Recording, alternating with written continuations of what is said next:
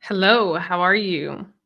So, over the next 20 minutes, I'm going to be answering whatever questions you have related to LinkedIn and also maybe just marketing your coaching business. So, if you have a question, I'd love for you to put the question in the chat and I'll be able to address it. I'm also going to start with a few great questions that I have personally received this week. And I think that these questions will benefit you. And again, then I'll go to whatever I see in the comments in the chat so that I can answer. If you don't know who I am, my name is Shanee Moret. I have about 1 million followers on LinkedIn, over 425,000 plus LinkedIn newsletter subscribers, and I'm here to help you succeed in building your personal brand on LinkedIn.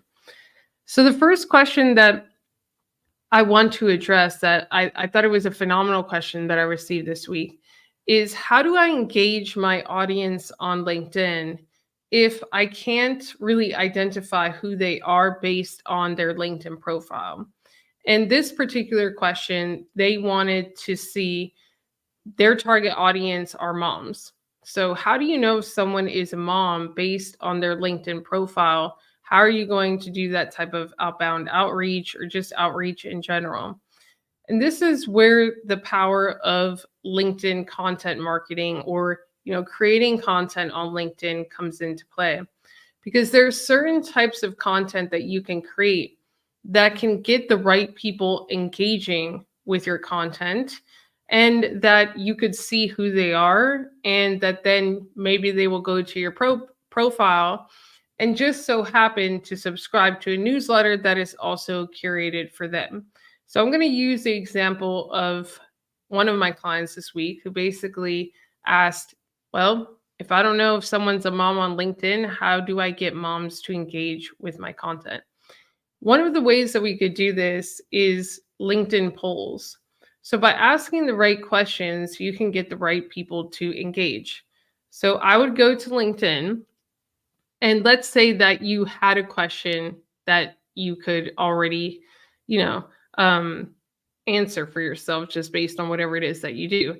You want to first think about, okay, what question could I ask that this person would find interesting? So, yes, we could do a LinkedIn poll asking, are you a mom? Yes or no. But is that something that moms would want to engage with, would openly vote on, and find interesting? Probably not. So the question that I suggested was, do you ever experience mom guilt? And so if you're a mom and you vote yes, then you obviously, are telling the person that you are a mom. Another way of doing this, if you don't necessarily know what question you could ask, is going to ChatGPT or Claude or some sort of AI. And I'll walk through that process now. So I'm going to go there and I'm going to share my screen. Hold on. So I'm going to go there and you can see my screen. You can say, I want to create a yes, no poll on LinkedIn to get my target audience. And then here you could say moms of teenagers to engage and vote on the poll. What questions could I ask? So it should give you yes or no polls. So do you feel confident navigating conversations about social media with your teenager? Do you think your teenager spends too much time on their phone? Do you believe balancing your career and parenting a teenager is getting harder? So this one is great. Do you think your teenager spends too much time on their phone? I could even tell ChatGPT, like, give me more like these.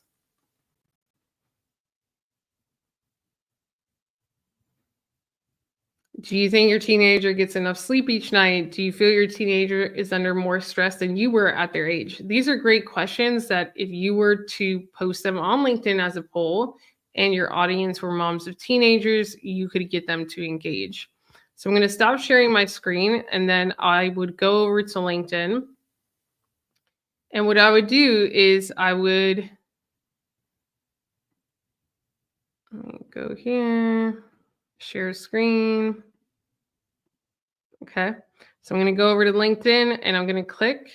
And then what I'll do is I'll create a poll, click the plus sign, click poll. And then, do you think your teenager spends too much time on their phone? And it could be yes, no. And this is what the poll would look like. Now, obviously, I'm not going to publish this on my profile because this isn't my target audience, but this is how simple it would be.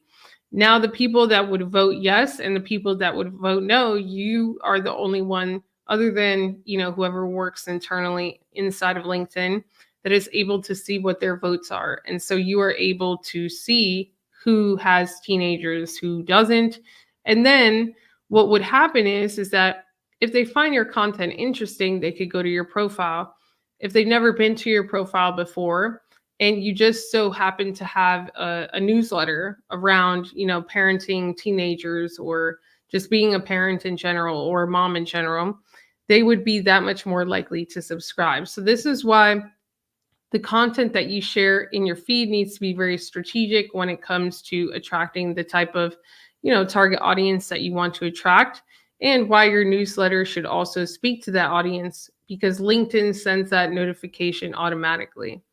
And, this is very important because for most people, their prospects may not be that simply identified on LinkedIn. Like we've worked with, divorce coaches and, things like that specifically. So how do you know if someone's going through a divorce? How do you know if someone's a parent? How do you know a lot of the things that they may not openly share on their LinkedIn profile? And, this is one way to do it. Let me just see one thing here. Hold on.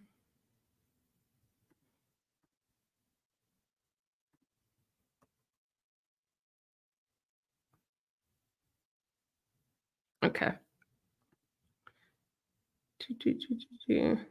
All right. So another question that I got asked this week that I thought was a great question was, should I always have a call to action in my LinkedIn newsletter? And the answer is yes. Now, which call to action that is, it should be a little bit strategic. It depends on whatever it is that your call to action is, and whether you have one call to action or multiple call to actions based on different campaigns that you're running. So this is a little bit more nuanced, and I'd love to get some people's newsletters to kind of review. So I'll kind of save the main answer for that question there. But the answer is absolutely yes. The other thing to kind of keep in mind is that when your newsletter is published and it is sent to all of your subscribers, when it goes into the email, it is cut off. So if you're constantly publishing LinkedIn newsletters that are long, and the only time for me to see a call to action or to see your website or to see another resource is when I see the bottom of your newsletter, the PS, and you're writing very long articles, then I may never see it because I may be one of the subscribers that you have that only read it inside of their emails and not necessarily inside of LinkedIn on the article. So one of the things is, not only should you always have a call to action inside of your LinkedIn newsletter, but you should also always have a call to action within the first couple of paragraphs within your LinkedIn newsletter. Because if it's always at the end of a long article, I'm probably never going to see it, especially if I only read your LinkedIn newsletter articles inside of the emails. And I'm going to look for an email right now to kind of show you how it gets cut off so that you can see what I'm talking about. If any of this, the things that I'm talking about, are interesting to you and you really want to grow and build your personal brand on LinkedIn, then go to yougrow.club and register for a challenge we are hosting next week. It's free, it's 4 days, and we start next Tuesday. And you could do that by registering at www.ugrow.club. So let me show you an example here. Um,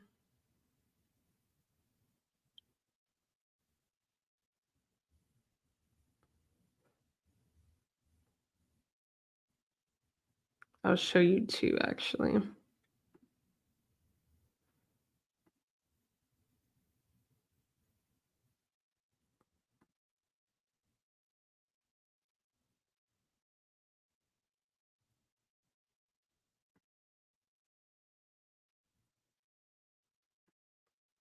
Hold on.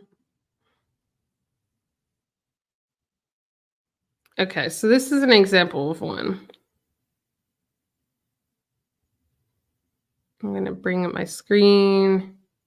And whatever questions you have for me, just put it in the comments so I could see it. Could be about LinkedIn, just your marketing, your coaching business in general. So Shankar received my LinkedIn newsletter article in his emails. And as you can see here, here's the thumbnail. This would have been the title, which is how to attract high ticket clients with live video. And then I could either click to read it on LinkedIn or I could read the article in general. So I'm saying this message is only for founders, still here, good. Also, when you hyperlink media on LinkedIn, sometimes this happens. So usually what I'll do is I'll hyperlink a photo and then just attach the media, but we won't get into that.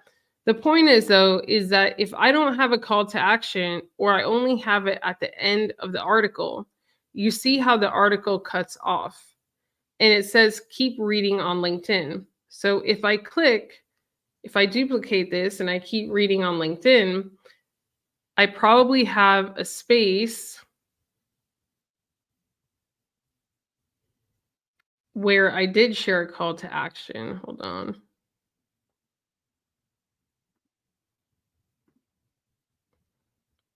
So if you see here, okay, now I'm reading it on LinkedIn. And then, of course, at the bottom, I have my call to action. So want to learn more, come to the free masterclass, and then a PS here. But if it's long like this, they won't actually see that in the emails, right? So this is why I always include a call to action at the top, or I include my call to action in the first few paragraphs, just weave it in of the actual newsletter. Because if not, you're missing out on the opportunity for all of your subscribers, especially those that just read it in the emails, to actually, have the potential to click on your call to action. And so to answer the original question, which was, should I include a call to action in every single one of my LinkedIn newsletter articles? The answer is yes, absolutely. If you believe in your offer, if you believe in what you do, if you believe that you have the capability through your offer or your services, your products to help people, then why would you not provide them the opportunity to be helped within every single piece of content that you create, including every single one of your LinkedIn newsletter articles? You should not feel bad about it if you truly believe that you can help them. And this is where it is your responsibility and your duty, especially as a business owner, especially if you're not running a charity, right? You have to be profitable. You're running a business. It is your responsibility to make sure that you let people know how you can help them and that there is an opportunity available for them to take action on. I could do a whole masterclass on that. But the point is that yes, you should. Let me see. We will also be live tomorrow morning. So tomorrow morning, I'm hosting a live with Ari Vargas. You should totally be there. And then we'll host multiple lives throughout this week. So make sure that you kind of look and see, especially if you're on YouTube, which live events are pre-created, and click the notify me or click the notification bell on it so that you do get notified. Next week, again, we are hosting the challenge. If you want to participate in that, go to ugrow.club. And if you have any further questions for me, then just put them in the comments and I'll bring them up the next time I'm live. I hope that all of you have a beautiful evening. God bless you. Ciao.